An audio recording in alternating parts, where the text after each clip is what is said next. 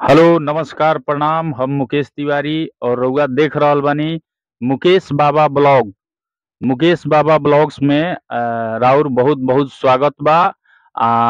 आज हमरा से भेंट भइल बा मुकेश लाल यादव जी से, जे कि बहुत ही अच्छा अपना गायकी के माध्यम से प्रेजेंट करनी पब्लिक के बीच में, दर्शक के बीच में। तो सबसे पहिले यहाँ से बहुत कुछ सवाल हुई। सबसे पहिले यहाँ के परिचय लिया जाई, यहाँ के कहाँ के रहे वाला हई, कौना विधा के यहाँ के गायक हई। तो मुकेश लाल यादव जी, मुकेश बाबा ब्लॉग्स में राउर बहुत बहुत स्वागत बा। हेलो प्रणाम। हम मुकेश लाल यादव, हमार घर नरेंद्रपुर, बाबू के भटकन है बाबा। तो ई बताई रउआ कि राउर घर नरेंद्रपुर ह, बाबू के भटकन ह, सिवान जिला में पड़ेला नु? जी, सिवान जिला, थाना अंदर, बिहार। अच्छा अच्छा अच्छा, चली।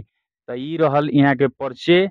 अब हम चाहेम कि यहाँ के कुछ अपना गायकी के माध्यम से रउआ लोगन के कुछ गाना होली के ही सुना दी रउआ, दू चार शब्द सुनाई, ताकि दर्शक रउआ विषय में जानस कि रउआ अभी तकले कलाकारी के माध्यम से कहाँ तकले रउआ पहुँचल बानी।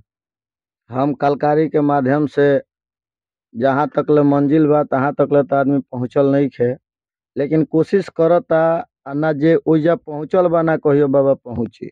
बिल्कुल बिल्कुल, एकदम कलकारी है सही बात बा। जितना में बानी।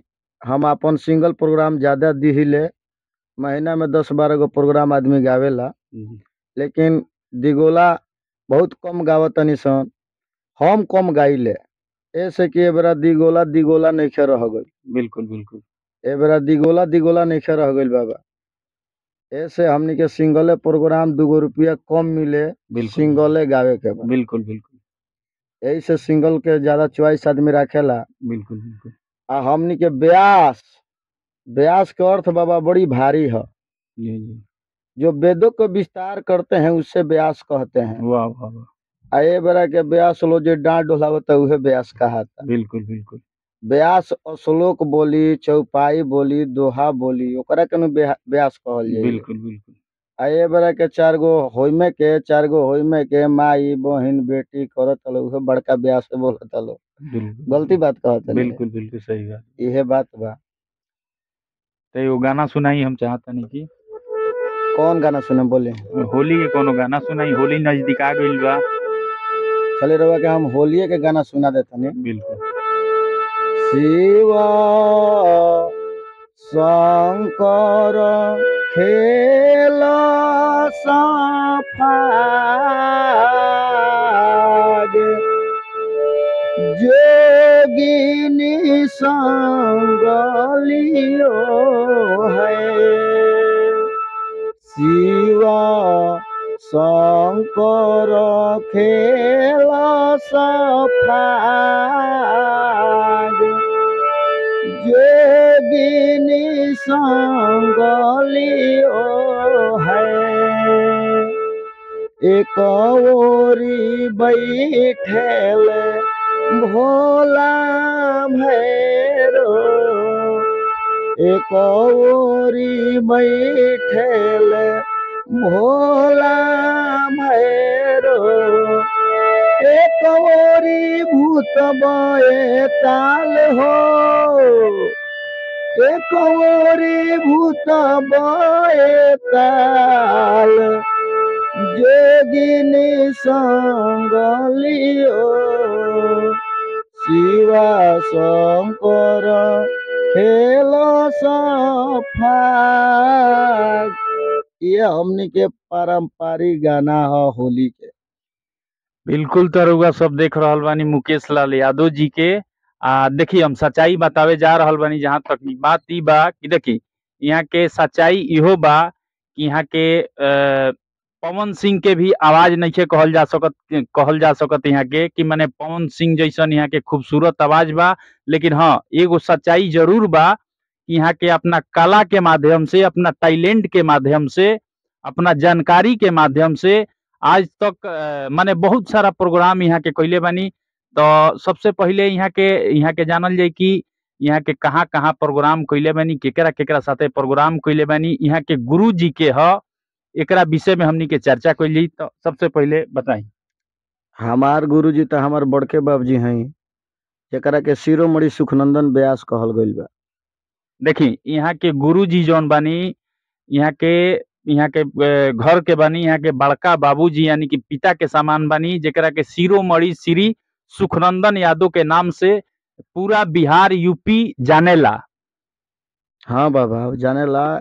आ संत आदमी के घर के लइका संते होले।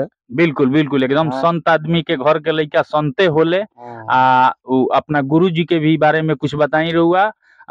एकरा बाद कलाकारी कब से रहुआ शुरू कईनी, एकरा विषय में भी कुछ बताई। हम गुरुजी हमरा पढ़ाई के देखनी तो हमरा के लक्ष्मण जी के सीन बनावे खातिर लेके जात रहनी। अच्छा अच्छा ओ बेरा राम विवाह निकल रहे, अच्छा अच्छा विजेंद्र गिरी के तपेश्वर चौहान के। अच्छा अच्छा तब पढ़ाई के देखनी हमार माने वो बेरा पढ़े में आदमी तेज रहे। बिल्कुल आ बिल्कुल एक कुल ही लाइन में हम आवे के ना चाहत रहनी, अच्छा अच्छा लेकिन पढ़ाई के चलते हमार बड़का बाजी कहनी कि चेहरो ठीके बा, अच्छा, नीमन चाहे बाबूर। बिल्कुल बिल्कुल तो आदमी लक्ष्मण जी के सीन करल तो हमरा के 6 पन्ना लिख के देले रहनी, अच्छा अच्छा लक्ष्मण जी के सीन करे के रहे। आ कहनी कि तारा 10 दिन में सुनावे के बा। अच्छा आ हम बाबा भाव 1 घंटा में कह के सुना देनी, अच्छा अच्छा पढ़ ओढ़ के याद कह के। अच्छा अच्छा आ वहाँ के चलते बहुत आदमी प्रोग्रामो देता है, वहाँ के चलते गाड़ी घोड़ा सब आदमी किन ले बा। अच्छा अच्छा अच्छा आ देखी यहाँ के अपना गायकी के माध्यम से पहले बहुत गरीबी स्थिति रहल बा, ओकरा बाद अपना गायकी के माध्यम से अपना मेहनत के बदौलत यहाँ के आज गाड़ी भी खरीद लेले बानी, यहाँ के घर दुआर भी अच्छा खासा बनवा लेले बानी। काफी अच्छा ए बेरा जिंदगी चल रहल बा यहाँ के। तो यहाँ के गायकी के शुरुआत कब से कईनी यहाँ के ई जाने के चाहतनी दर्शक सब है। 2008 से हम गायकी चालू करनी बाबा। अच्छा अच्छा आ 2023 चलता। अच्छा अच्छा हमारा जीमा हमार बाबूजी माई भाई केहू हमरा के कोनो काम ना अढ़ावे। अच्छा अच्छा हम खाली प्रोग्राम में जाई आई, एमे हमरा माता पिता के भी बहुत सहयोग बा। बिल्कुल बिल्कुल अब मते ही परमो गुरु 10 गो पुरोहित के बराबर एगो गुरु के स्थान होला, बिल्कुल 100 गो गुरु के बराबर एगो बाप के स्थान होला, बिल्कुल 1000 बाप के बराबर एगो माई के स्थान होला न बाबा। बिल्कुल बिल्कुल तो माई बाप भाई सभे चाहत रहे कि हमार भाई एगो व्यास हो। बिल्कुल आ सबसे ज्यादा हमारा बाबा के चॉइस रहे कि हमारे नाती व्यास होके। अच्छा तो आदमी ए लाइन में घुसल जी आ अपन गायकी चालू कैलस। बिल्कुल भाइयों लोग के बहुत सहयोग बा। आज तक ले बाबा अभी खेत में काम ना करे जाइले हम। एकदम यहाँ के अपना गायकी पर ही ज्यादा फोकस करेनी, यही के बदौलत उहे देन बा कि आज ए बेरा यहाँ के अच्छा खासा प्रोग्राम भी मिलेला। बराबर यहाँ के प्रोग्राम में बिजी रहनी। अपना गायकी के माध्यम से बहुत जगह बहुत सारा पुरस्कार भी जीतल बानी, बहुत सारा शील्ड भी जीतल बानी यहाँ के। हम चाहेब कि कुछ महाभारत के या रामायण के कुछ अगर विषय में जानकारी होके तो कुछ बताएं। रामायण के बारे में जैसे सुखनंदन जी, शिरोमणि सुखनंदन यादव ले भी यहाँ के कम नइखी ए बेरा, यहाँ के भी वही रास्ता पर चल रहल बानी। जानकारी के मामला में जैसे रामायण महाभारत के जानकारी के मामला में सुखनंदन जी के जैसन अभी एनेक और क्षेत्र में बिहार में केहू नइखे अभी, तो वही रास्ता पर इहों के भी चल रहल बानी। ता आई कुछ यहाँ के मुँह से सुनल जाओ। रामायण कहाँ से सुने। एगो हमनी के नया बड़का बाजी रामायण लिखले बनी, जाना रामायण के नाम सरस रामायण है। देखी हमनी के तो वहाँ के सुनत रहनी जाइए कुली कि शरीर में कितना हड्डी बा, नस बा, ठीक बा। हाँ, तो ये सब के कुछ विषय में बताई। वहाँ के तो शिरोमणि हई, लेकिन सरस एगो रामायण लिखले बनी। अच्छा ओइमे हम कथा गावे नी। राम लखन सिया वन में गईले, अयोध्या में उदासी छौले बा। वन देखा के सुमंत जी लौटा के लिए हैं, लोगवा आस लगौले बा। वन देखा के सुमंत जी माने लौटा के राम लक्ष्मण के लिया दी है, लोग यही के आस में बा। लेकिन 5 रात बिता के सुमंत जी अवध नगर में अइले, खाली रथवा देख अवध में हाहाकार मच गईले। वाह वाह। इहे एगो सरस रामायण बा बाबा। एमे अब कहाँ से रउआ सुने कि राम जी के बियाह से सुने कि जन्म से सुने में करंत बा। ना ना एकर तो कोनो आ अंत नहीं। चौपाई दू चार गो सुन ली। हम्म। तब मुनि सादर कयऊ बुझाई को तुत एक देखी प्रभु जाई धनुष जग सुनी रघुकुल नाथा हर्ष चले मुनिवर के साथा विश्वामित्र महामुनि आए समाचार मिथिलापति पाए कहहु नाथ सुंदर दऊ बालक मुनि कुल तिलक की नृप कुल पालक। बात बानू बिल्कुल बिल्कुल। तई कुल बड़का बाजी के सरस रामायण में रउआ सबके मिली। और वो हमार देवते बानी। बिल्कुल एगो तो बिल्कुल। बड़ी खुशी बा कि रउआ हमनी के प्रोग्राम में जात तनी सन और रउआ से मुलाकात भई। बिल्कुल बिल्कुल बिल्कुल। इहो राउरो कृपा देखी बा। यहाँ के लगातार प्रोग्राम मिलत रहेला। अगर